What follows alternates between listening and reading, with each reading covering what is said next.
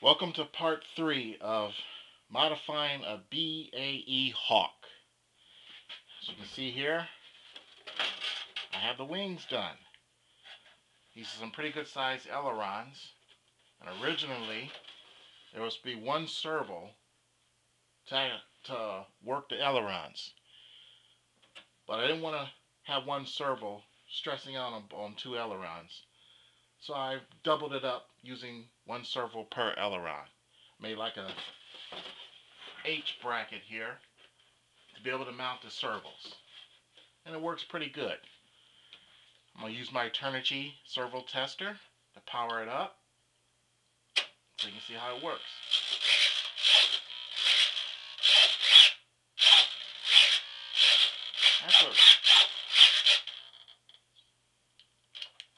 That's not too bad.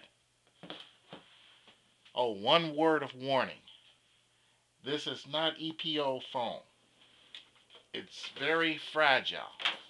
I almost ruined the rudder, and I had to rebuild the rudder using filler, but I was able to save it because I used some aerosol paint, spray paint, and it just attacked the foam, melted it.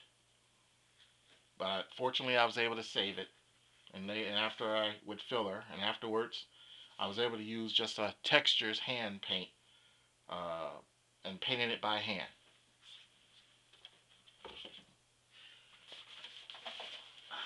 Now we got the EDF motor mounted, and you can see here these electrical ties are going to hold it down. And if ever we have to do any maintenance, you can easily pull the EDF unit out.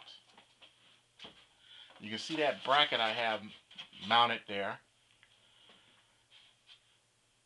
with the electrical ties running underneath it. That's what's going to hold the EDF unit in place. Now there's a also I have the mounting area for the elevator servo, and there's a channel running down the back of the plane where you run your lines.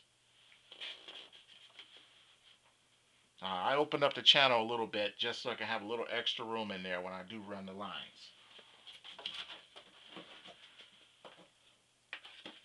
This is where the servo sits,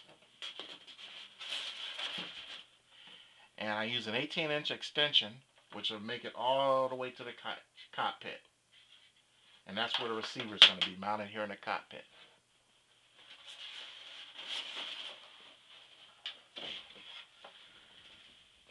Next, we're going to be doing the tail feathers. Give this a little more extra time to dry because it's still a little wet. And I'm happy I was able to save it. And next time we're going to be doing the tail feathers and then the landing gears. So stay tuned for part 4 of modifying a BAE Hawk.